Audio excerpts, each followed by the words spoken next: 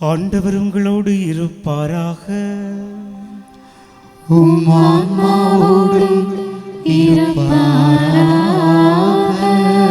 புனித மார்க் எழுதிய தூய நற்செய்தியிலிருந்து வாசகம்.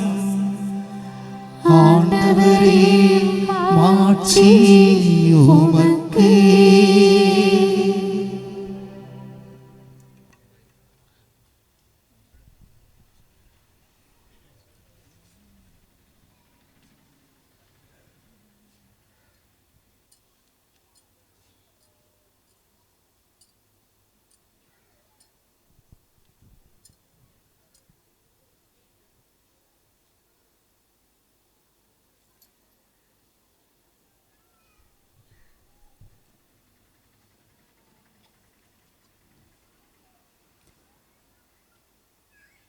புனித மார்க் எழுதின செய்தி அதிகாரம் 3 இறைவார்த்தைகள் 31 35 முடிய. அப்பொழுது அவருடைய தாயும் சகோதரர்களும் வந்து வெளியே நின்று கொண்டு அவரை வரச் சொல்லி ஆள் அனுப்பினார்கள். அவரை சூழ்ந்த மக்கள் கூட்டம் அமர்ந்திருந்தது. அதோ உம் தாயும் சகோதரர்களும் சகோதரிகளும் வெளியே நின்று கொண்டு உம்மை தேடுகிறார்கள் என்று அவரிடம் சொன்னனர். அவர் அவர்களை பார்த்து, என் தாயும் என் சகோதரர்களும் யார் என்று கேட்டு தம்மை சூழ்ந்து அமர்ந்திருந்தவர்களை சுற்றிலும் பார்த்து, இதோ என் தாய் என் சகோதரர்களும் இவர்களே, கடவுளின் திருவிழப்படி வாழ்பவர்களே என் சகோதரர்களும் சகோதரியும் தாயும் ஆவர் என்றார். இது வாழ்வு தரும் கிறிஸ்துவின் அருள்வாக்கு. கிறிஸ்துவே, உமக்கு புகழ். கிறிஸ்து இயேசுவில் என் அன்புக்குரிய சகோதர சகோதரிகளே, கொரோனா காலகட்டத்தில்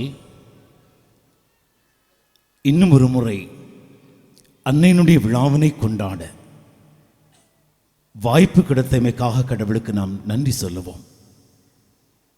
ஒன்றாக குழுமி வந்து அவளுடைய பிறப்பு விழாவை விமரிசையாக கொண்டாடக்கூடிய உங்கள் ஒவ்வொருவருக்குமே, குறிப்பாக உங்களை சிறப்பாக வழிநடத்தக்கூடிய பங்கருள் தந்தை மற்றும் விழா குழுவினர், பங்களுடைய அனைத்து பங்கேற்பு அமைப்புகளுக்கும் விழா நல் வாழ்த்துக்களும் அன்னையினுடைய சிறப்பு ஆசிரும் சிறப்பு ஜபங்களையும் இவ்விழாவினை தலைமை தாங்கி நடத்தக்கூடிய தந்தை மற்றும் நானும் இணைந்து தெரிவிப்பதில் மிக்க மகிழ்ச்சி அடைகிறோம். அன்புக்குரியவர்களே, இவ்விருடமும் கடந்த வருடத்தை போல இந்த மறையுரையில் 2 கருத்துக்களை உங்கள் முன் பதிக்க விரும்புகிறேன். ஏன் அன்னைக்கு மட்டும் விழா? திருச்சபையினுடைய வழிபாட்டு ஆண்டை நீங்கள் எடுத்து பார்க்கின்ற பொழுது, நம் ஆண்டவர் இயேசு கிறிஸ்துவுக்கு கொண்டாடப்படக்கூடிய விழாக்களுக்கு இணையாக அன்னை மரியாளுக்கும் விழா கொண்டாடப்படுகிறது. டிசம்பர் மாதம் 25ஆம் தேதி நம் ஆண்டவர் இயேசுனுடைய பிறப்பு விழா. செப்டம்பர் 8ஆம் தேதி நமது அன்னையின் பிறப்பு விழா. ஏப்ரல் மே மாதத்தில் நம் ஆண்டவர் இயேசுனுடைய விண்ணேற்பு பெருவிழா. ஆகஸ்ட் 15 நமது அன்னைக்கு விண்ணேற்பு பெருவிழா. செப்டம்பர் 14ஆம் தேதி நம் ஆண்டவர் இயேசுனுடைய சிலுவையின் துயரங்கள் விழா அல்லது சிலுவையின் மாட்சியின் விழா. செப்டம்பர் 15 அன்னையினுடைய வியாகுலம். இப்படி ஆண்டனுடைய வரலாற்றில் பார்க்கின்ற பொழுது நம் ஆண்டவர் இயேசு கிறிஸ்துவுக்கு எவ்வளவு விழாக்கள் எடுக்கப்படுகிறதோ அதற்கு இணையாகவே அன்னை மரியாளுக்கும் விழா எடுக்கப்படுகிறது. அப்படி என்றால் ஆண்டவர் இயேசுவுக்கு அன்னை மரியாள் இணையாக சொல்லப்படுகிறாரா? அதுவல்ல நம்முடைய கருப்பொருள். அன்னை மரியாளை திரு அவை அந்த அளவிற்கு முக்கியத்துவம் கொடுக்கிறது என்றால் ஏன் என்பதை நாம் புரிந்து கொள்ள வேண்டும். இம்மறையினுடைய முதல் பகுதியில் பிரியமானவர்களே, அன்னை மரியாளை பொறுத்தளவில் பல்வேறு குணங்களை அவருடைய வாழ்வில் நாம் பார்த்தாலும் இன்று இந்த மாலை வழிபாட்டில் பங்கெடுக்கக்கூடிய நீங்கள் புரிந்து கொள்வதற்காக அவளுடைய வாழ்க்கையில் நான் பார்த்த அல்லது அவளுடைய வாழ்க்கையில் எனக்கு பிடித்த, என்னை கவர்ந்த ஒரு நல்ல ஒரு குணத்தை உங்களோடு பகிர்ந்து கொள்ள விரும்புகிறேன். இன்று காலை 6:30 மணி இருக்கும். குருசடியிலிருந்து ராஜா என்ற சகோதரரை நான் சந்திக்கிறேன். இளமை பருவத்தில் நன்றாக இருந்தவர் இன்று பார்க்கின்ற பொழுது அவருடைய முகத்தில் ஒரு தொய்வு, உடலில் ஒரு சோர்வு. என்ன சகோதரா, என்ன ஆச்சுன்னு கேட்கிறேன். உடல்நல குறைவு. அதற்குள் போக விரும்பாமல் அவரிடம் நாம் சொன்னது, வாழ்க்கையில் எதையும் விட்டுக் கொடுங்கள். இத்தனை ஆண்டுகள் சேர்த்து வைத்த சொத்தை விடலாம், படித்த படிப்பை விடலாம், வேலையை விடலாம், இதெல்லாமே திரும்பி கிடைக்கும் அன்புக்குரியவர்களே. ஆனால் வாழ்க்கையில் ஒரு நாளுமே விட்டுக் கொடுக்க கூடாதது நம்பிக்கையும் துணிவும். என் நிலையிலும் யாருக்காகவும் உங்கள் நம்பிக்கையை விட்டுக் கொடுக்காதீர்கள். என் நிலையிலும் யாருக்காகவும் உங்கள் தைரியத்தையும் துணிச்சலையும் விட்டுக் கொடுக்காதீர்கள். இதுதான் இறுதிவரை உங்களோடு வரக்கூடியது. நேற்றிருந்தவர்கள் உங்களோடு இன்று இருப்பதற்கு உத்தரவாதம் இல்லை. இன்றிருந்தவர்கள் நாளை இருப்பார்கள் என்ற நம்பிக்கை நமக்கு இல்லை. நாளை நம்மோடு யார் வருவார் நமக்கு தெரியாது. எனவே நம்மோடு அன்றும் இன்றும் என்றும் நித்தியத்திற்கும் நம்மோடு வருவது நமக்கு கடவுள் கொடுத்த அந்த நம்பிக்கை, கடவுள் நமக்கு தந்திருக்கக்கூடிய தைரியம். எனவே சகோதரரே, உடல்நலக்குறைவு இருக்கலாம், மனசோர்வு இருக்கலாம், மன அழுத்தம் இருக்கலாம், மனபாரம் இருக்கலாம், ஏன் கைவிடப்பட்டிருக்கலாம். இருந்தாலும் நீர் என்னை சந்தித்து விட்டு செல்லுகின்ற பொழுது நீர் உம்மோடு எடுத்து செல்ல வேண்டியது உம் நம்பிக்கையும் உம் தைரியமும். ஒரு மனிதனுடைய வாழ்க்கையில் அன்புக்குரியவர்களே, இரத்த நாளங்கள் என்பது மிக முக்கியமானது. இந்த இரத்த நாளங்கள் ஊற்றெடுக்கக்கூடியது மனிதனுடைய இருதயம். இந்த இருதயத்திலிருந்து தான் நம்பிக்கையும் தைரியமும் ஊற்றெடுக்க வேண்டும். அனுபவங்கள், நடக்கிறவைகள், இவை எல்லாவற்றையும் வைத்து பயந்தால் இருதயம் பயத்தை வெளிக்கொணரும்.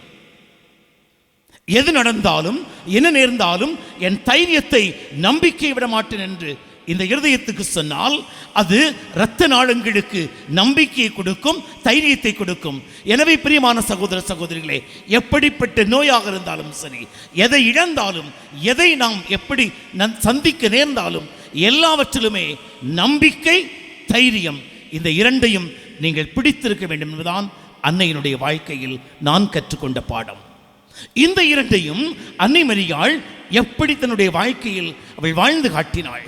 அவள் நம்பிக்கை, அவள் விசுவாசம், அவளுடைய தைரியம், இதை நீங்கள் புரிந்து கொள்ள வேண்டாமா?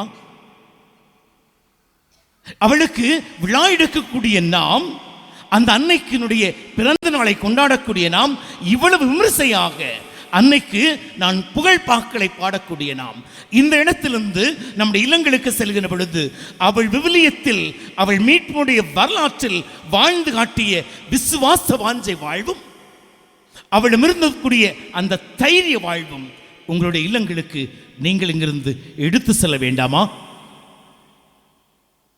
பிரியமான சகோதர சகோதரிகளே, உங்களை விவிலியத்திற்கு அழைத்து செல்லுகிறேன். அன்னையினுடைய அந்த வாழ்வில் அவளிடம் நம்பிக்கையை நீங்கள் பார்க்க வேண்டும். லூக்காவின் செய்தி அதிகாரம் 29 இந்த அன்னை மரியாளை கபிரியேல் தூதர் சந்திக்கிறார். அருள்மிக பெற்றவளை வாழ்க, ஆண்டவர் உம்முடனே என்று வாழ்த்து அவளுக்கு சொல்லப்படுகிறது. இந்த வார்த்தையினுடைய அர்த்தம் அவளுக்கு தெரியாது. ஆனால் இந்த வார்த்தையை சொன்னவர் கடவுள். இந்த வார்த்தையை கபிரியேல் தூதர் வழியாக அனுப்பியவர் கடவுள். எனவே அவள் கடவுள் மீது நம்பிக்கை வைத்திருந்தாள். தன்னை அழைத்த இறைவன், தனக்கு வாக்குறுதி கொடுத்த இறைவன் தன்னை ஒருபோதும் கைவிட மாட்டார் என்பதை நம்பி, நான் ஆண்டவருடைய அடிமை, உம் வார்த்தையின்படி எனக்காக கடவுது. பாருங்கள் நம்பிக்கை. நான் ஆண்டவருடைய அடிமை, உம் வார்த்தையின்படி எனக்காக கடவுது. நீர் என்ன விரும்புகிறீரோ என்னிடம் செய்யும். என் வாழ்வு, என் குடும்பம், என் எதிர்காலம், என்னுடைய உடல், ஆன்மா எல்லாமே என்னை படைத்த இறைவா உமக்கே சொந்தம். இதை நீர் எடுத்துக்கொள்ளும், பயன்படுத்தும், பண்படுத்தும்.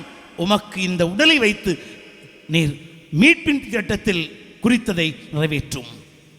பிரியமானவர்களே, தன்னை முழுவதுமாக தன்னுடைய நாளைய பொழுதை அல்லது தன்னுடைய எதிர்காலத்தை சற்றுமே யோசிக்காமல், பழைய ஏற்பாட்டில் சீதோன் நகரை சார்ந்த சாரிபாத்தில் வாழ்ந்த அந்த ஏழை கைம்பெண் இறைவாக்கினர்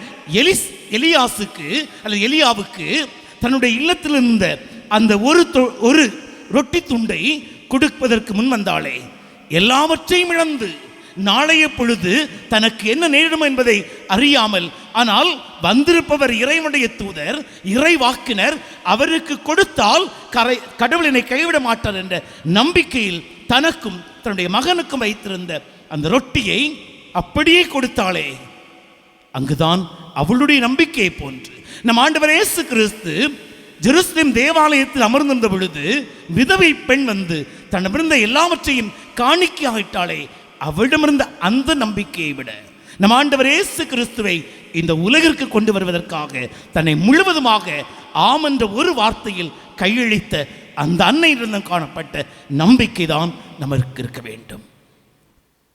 எது எடுக்கப்பட்டாலும், எதை தொலைத்தாலும், எது போனாலும் கடவுள் என்னை கைவிட மாட்ட நம்பிக்கை இந்த அன்னையிடமிருந்து நாம் கற்றுக்கொள்ள வேண்டும். அன்புக்குரிய சகோதர சகோதரிகளே, யோவான் செய்தியில் இயேசுவும் அவருடைய தாயும் சகோதரர்களும் திருமண விழாவுக்கு செல்லுகின்றனர். ரசம் தீர்ந்து விட்டது. அந்த இல்லத்தினுடைய பிரச்சனையை அன்னை புரிந்து கொள்ளுகிறாள். மகனை பார்த்து, மகனே, ரசம் தீர்ந்து விட்டது. அம்மா, அதற்கு நான் என்ன செய்ய வேண்டும்? என் நேரம் இன்னும் வரவில்லை. அடுத்த வார்த்தை பாருங்கள். அவள் பணியாளர்களை சந்தித்து, அவர் உங்களுக்கு என்ன சொல்லுவாரோ அதை செய்யுங்கள். தன் மகன் மீது நம்பிக்கை. தான் ஈன்றெடுத்த மகன் இந்த இடத்தில் நிச்சயம் அதிசயத்தை செய்வார், அற்புதங்களை செய்வார் என்ற அசைக்க முடியாத நம்பிக்கையில் தன் மகனுடைய வார்த்தையை மீறி, தன் மகனுடைய நேரம் என்பதை அறிந்தும் அவள் சொல்லக்கூடிய அடுத்த வார்த்தை, என் மகன் உங்களுக்கு என்ன சொல்லுவாரோ அதை செய்யுங்கள்.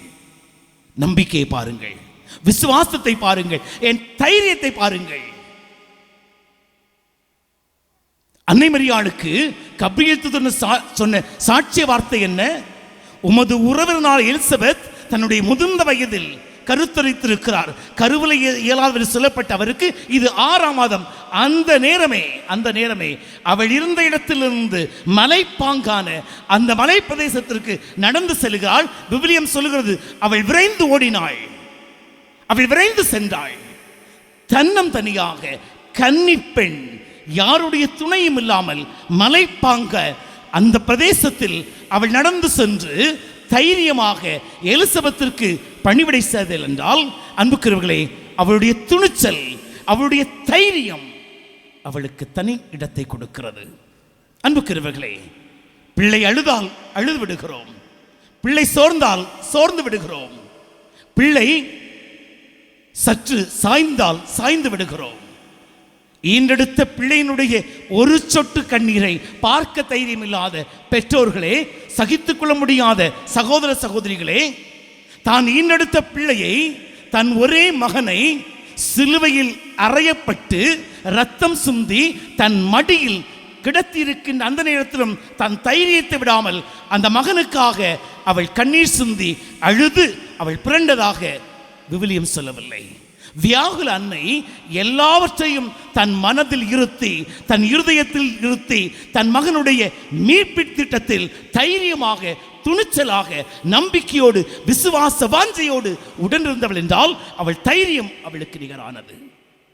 பிரியமான சகோதர சகோதரிகளே, ஆண்டவர் இயேசுவினுடைய இறப்புக்கு பின்பு அவள் மேலறையில் 11 பேரோடு தனியாக இருக்கின்ற பொழுது ஒரு பெண் 11 ஆண்களோடு தனியாக ஒரு அறையில் இருக்கின்ற பொழுது அவள் இந்த சமுதாயத்தை எண்ணி பார்க்கவில்லை. அவள் யார் என்ன பேசுவார்கள் அவளுக்கு தெரியாது. பிரியமானவர்களே, இன்று நம்முடைய சாதாரண வாழ்க்கையில் பேசக்கூடிய ஒரு வழக்கு, 1 ஐ 2 ஆக்கி, 2 ஐ 4 ஆக்கி, 4 ஐ 8 ஆக்கி, 8 ஐ 16 ஆக்குவோம்.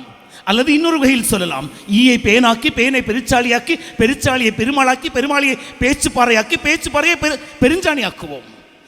நம்மிடம் ஒன்று கொடுக்கப்பட்டால், மாலையில் ஒன்று கொடுக்கப்பட்டால் ஈவினிங் அதை அப்படியே பூதாகரமாக மாற்றி விடுவோம். அந்த அளவிற்கு வன்மையும் வாய் வன்மையும் உள்ளவர்கள்.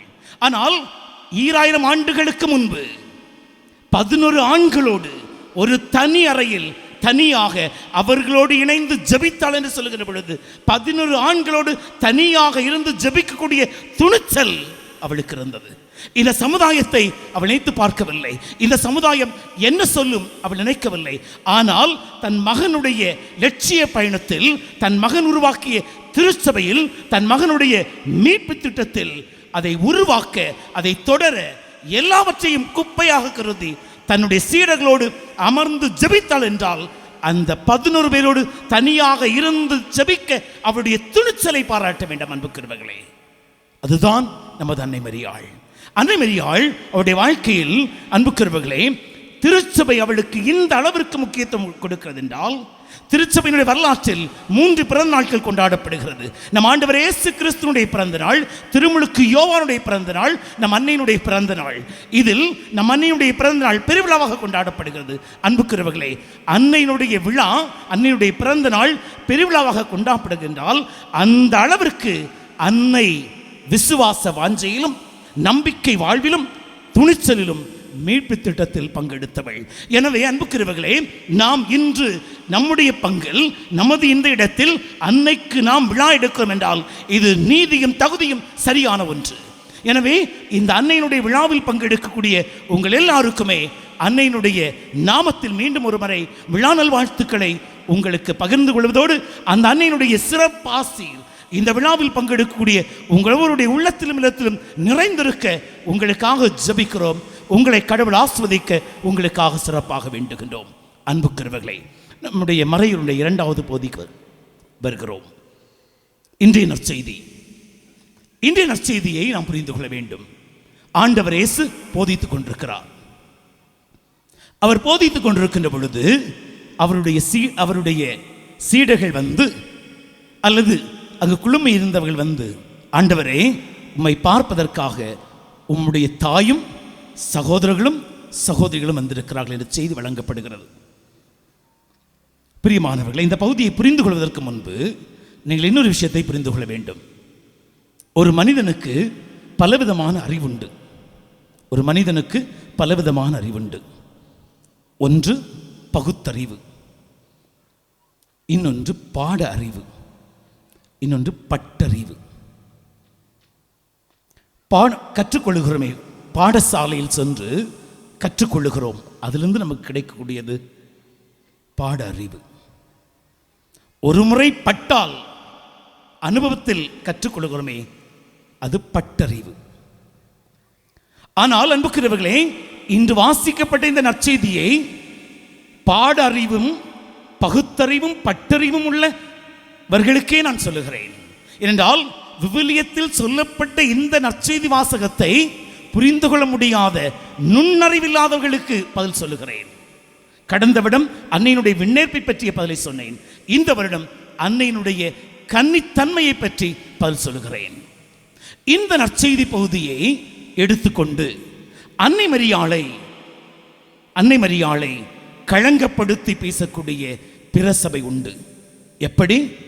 ஆண்டவர் இயேசு கிறிஸ்து போதித்துக் கொண்டிருக்கின்ற பொழுது அன்னை மரியாளும் அவருடைய சகோதரர்களும் சகோதரிகளும் அவரை சந்திக்க வந்தார்கள் என்றால், இயேசு கிறிஸ்துவை அன்னை மரியாள் ஈன்ற பிறகு அவளுக்கு வேறு குழந்தைகள் உண்டு. இதுதான் இதற்கான சாட்சி இன்றைய நற்செய்தி. எனவே அன்னை மரியாள் கன்னிமரியாள் அல்ல, அவள் கன்னி கெட்டவள். அவள் தூய கன்னிமரியாள் அல்ல, அவள் புனித கன்னிமரியாள் அல்ல. அவள் ஆண்டவர் இயேசு கிறிஸ்துவை ஈன்றெடுத்த பிறகு இன்று வாசிக்கப்பட்ட நற்செய்தியின் அடிப்படையில் அவளுக்கு இயேசு கிறிஸ்துவுக்கு பிறகு குழந்தைகள் உண்டு. மத்தேயு நற்செய்தி யோசேப்பை பற்றி சொல்லுகின்ற பொழுது, கனவில் ஆண்டவருடைய தூதர் யோசேப்புக்கு தோன்றி, நீ அன்னை மரியாளை ஏற்றுக்கொள், அவள் கருவுற்றிருப்பது தூய ஆவியுடைய வல்லமையினால் என்று சொன்ன பொழுது அவர் ஏற்றுக்கொண்டார். அதே மத்தேயு நற்செய்தி சொல்லுகிறது, அவள் தன்னுடைய தலைப்பேரான மகனை ஈன்றெடுக்கும் வரை அவளோடு கூடி வாழவில்லை. அப்படி என்றால் இந்த நுண்ணறிவில்லாதவர்கள், பட்டறிவில்லாதவர்கள், பகுத்தறிவில்லாதவர்கள், அப்படி என்றால் அடுத்த வாதம் என்ன சொல்லுவார்கள்?